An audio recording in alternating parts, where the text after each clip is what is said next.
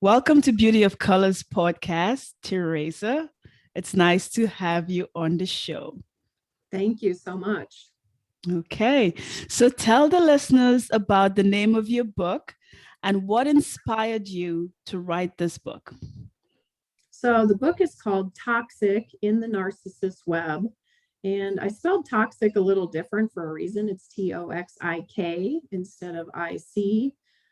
Kind of a fun play on the words because the main character in the book is Christopher with a K. And so when I met him, that was one of the first things he pointed out is that his name was Christopher with a K. So when I did the book, I thought, oh, I should do toxic with a K because this boy is definitely toxic with a K. So that was kind of fun. And in the Narcissist Web, I did that because that's definitely how it feels, is like you walk into this web that they've spun that you don't even see.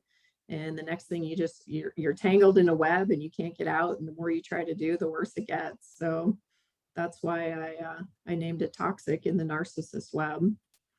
Okay, and what inspired you to write the book, Teresa?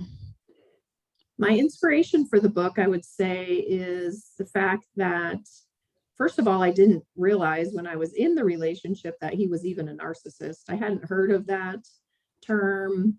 It wasn't until I had left that I started hearing more about it, doing more research about it, and realizing that all of the articles and the to-dos and the how-tos, how to spot one, how to leave one, how to break up with one, all of those things kind of hit the point, but they weren't very accurate, actually, because the narcissist is a lot more complicated than that. They're a lot more smooth than that. There's not, you don't just check a bunch of boxes and be like, oh, this guy's a narcissist.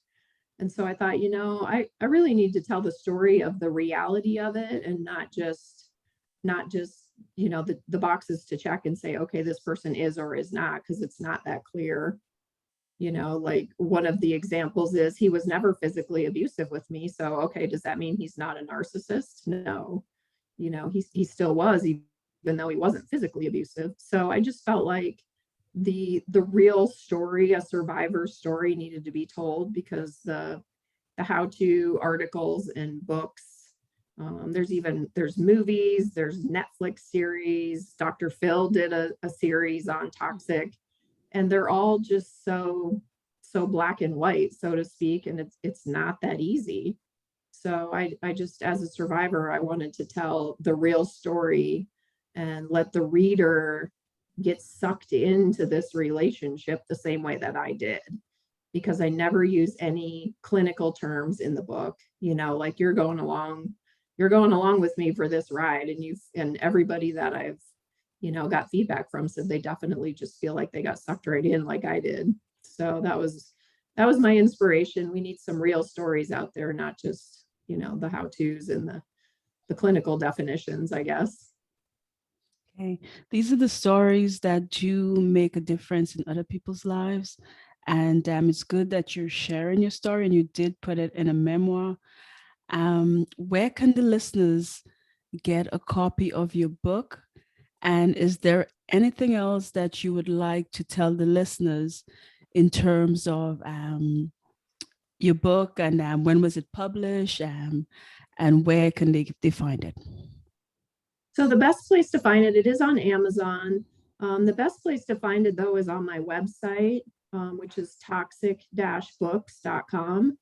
And you can spell it toxic with a K or toxic with a C. I have both of those domains. They both lead back to my website. On the website, you can read the first chapter for free. So most people tell me that they, by the time they're done reading the first chapter, they just have to go on. So I put the first chapter out there for free. You can kind of see how this story starts. I've also got some blogs on there. I've recently started writing blogs because there's a lot of reality to this issue that I want to get out there.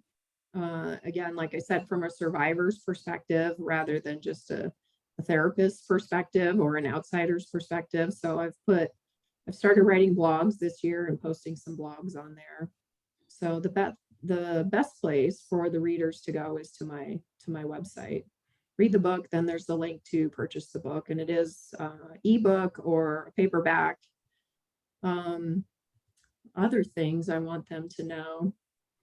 I guess what I'd really like to do is to get people start sharing their stories, feeling comfortable to speak up. One of the things about the book that was kind of a challenge for me is whether I should put any of the intimate details of our relationship in there. It's kind of personal, it's kind of embarrassing. But after thinking about it, it's important to put it in there because it's one of the tools that narcissists use to kind of to suck you in. Like, we all want that intimate relationship, and then they just keep pushing the boundaries to get you to do more and more things and see if they can get you to do things that you wouldn't normally do. So, if readers are sensitive to that, this is probably not the book for them, because there's definitely some 50 Shades of Grey stuff going on in the book. But it's important. To me, I realized it was important to put it in there because they do use it as a tool against their victims. And he did it to me, like, what if your family finds out? Oh my gosh, and posting stuff online that I didn't want posted online, and holding that against me.